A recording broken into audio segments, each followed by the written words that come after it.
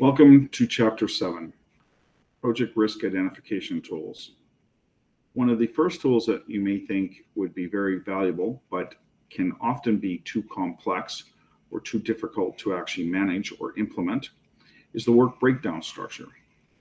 You can see from the list provided on the screen that possible issues would be weather, material, and labor. So you may have some issues with labor quality, but once you get into all of the different possibilities of what that can mean, it is actually too difficult to manage, or can be too difficult to manage. Here is a form that you could use that breaks the activity, the technology, and the resources, and also puts an organizational context, who is responsible for that. So a little bit like a risk register in that regard.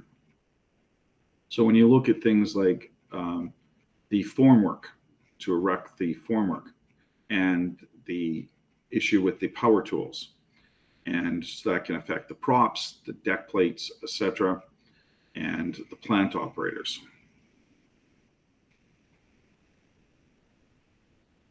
The bar charts put a time context to it, a little bit perhaps like a Gantt chart, in the fact that there is a x-axis with time. So what it does, though, is it tells you when the particular risk factors may occur. So for example, the concept development and budget is obviously at the very start, but later on, the test, modify, and retest systems might be, in this case, in week 5. You should also remember from your project management classes that the greatest level of risk for the whole project is at the start of the project.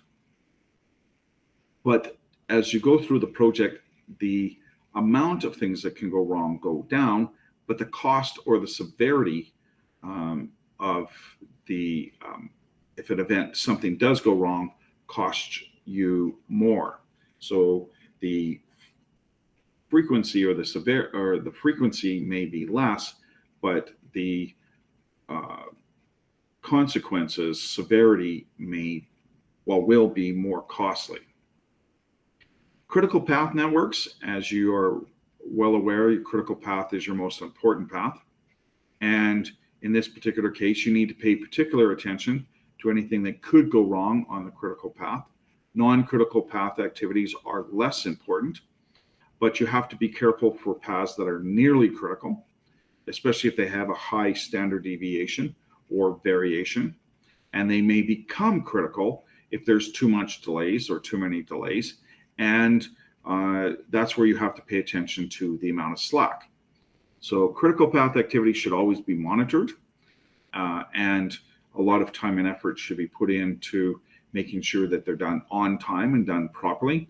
Otherwise, your entire project will be late, which can have severe consequences. Decision trees. I think you're all well aware of this. Here's a simple decision tree. Are you going to fly? Are you going to drive? Is the flight early? Is the flight late? Etc. So you're all very familiar with this, just an analytical tool.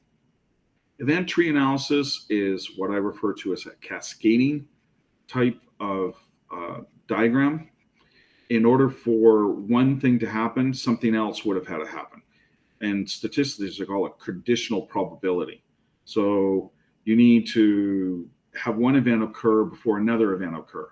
And in this particular case, you can see that the bow window on the ferry fails.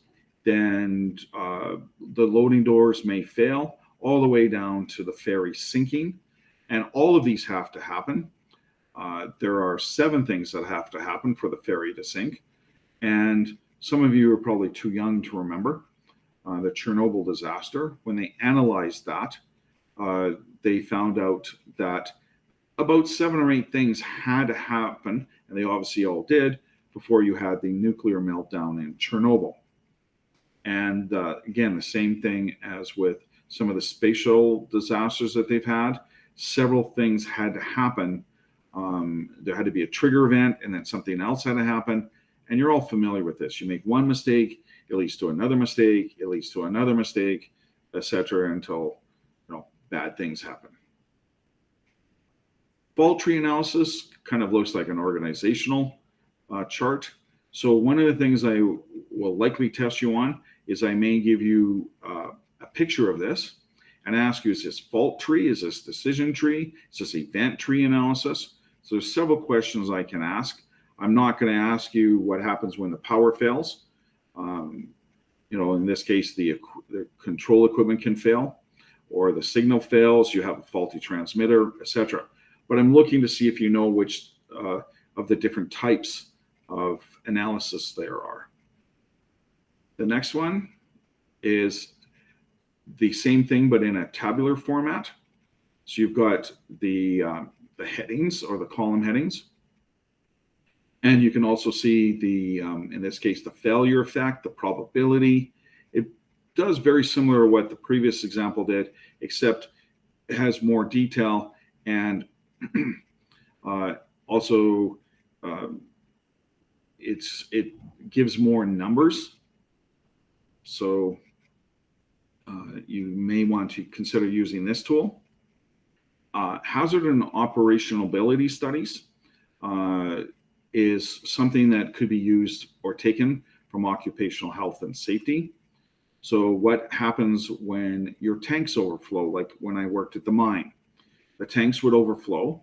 So the floors below the tanks or near the tanks would obviously get wet, which is occupational health and safety or risk factor. The solution in the tanks had some acid in, the like mild or diluted acid, and that could cause skin irritation if it got on your skin, or in people's eyes, it could cause some unpleasantness for your eyes. And so they have signals, warnings, and that remember, I can still hear the sounds when the tanks were overflowing, and the operators running back to their workstations to control the flow and try and reduce it. And there would also be loss of money, because in that solution there was zinc, and so that was just going onto the floor and out the door in a bad way. It was not going to be sold. So here's again a form that you could use from occupational health and safety. Some of you may have used this in your workplace. I know in a course that I taught, forms like this were good. So it's not just for operating. You can also take some of those forms and those techniques and put them into specifically your project risk identification. Associative tools, contextualization, raising risk awareness so that people realize the consequences of their actions. Are you aware that by not doing X, by not shutting off your computer, you've allowed people to come in and use your computer? Or cyber awareness, things along this line. Pilots would use checklists for making sure the plane is ready to take off. They're not allowed to take off until they've gone through the checklist. The flight attendants need to do takeoff and landing checks, make sure that they go around, and I'm sure you've all been on planes, making sure that everybody's seat is upright, and on and on. If they're wearing their seat belt for takeoff and landing, people aren't using personal devices, on and on. Now, financially related, some of you may have worked in purchasing, where before you get quotations, let alone cut a purchase order, you need to go through a proper process, which ties in with point number 4, policies and procedures. So if you were to go to an example coming up is going to be going to a conference, making sure that the people are getting are only charging things that are appropriate for the conference. I've had situations where I've heard where people are given a corporate credit card and they try to charge jewelry to the corporate credit card, which is not allowed. And unless, of course, you work in the jewelry industry. And again, policies and procedures. Who is allowed to issue a purchase order over a certain amount? There was an example. I had a student years ago work for Bell Helicopter, and they were dealing with the federal government on designing a new helicopter. And the federal government said, yeah, we want you to go ahead and build this helicopter, and signed off on it. And then after the Bell Helicopter started creating the helicopter, they found out that the people who had authorized it didn't have the authority to actually issue the request to build this new helicopter. Again, here's an example where you put some cost estimates, and for the flooring, the structural frame, etc. Risk by categories. I've mentioned before that I really like this book for the fact that it allows you to have a lot of structure, and you're going to see in a moment, you don't have to just use one or the other. You can use hybrids. You can use combinations. So this, breaks the risk into categories of scope and client, etc. So this is the matrix tools, where you combine two or more techniques into one. That could again be an example of a exam question. So you can combine activity and related, analytical, and associative, or vice versa.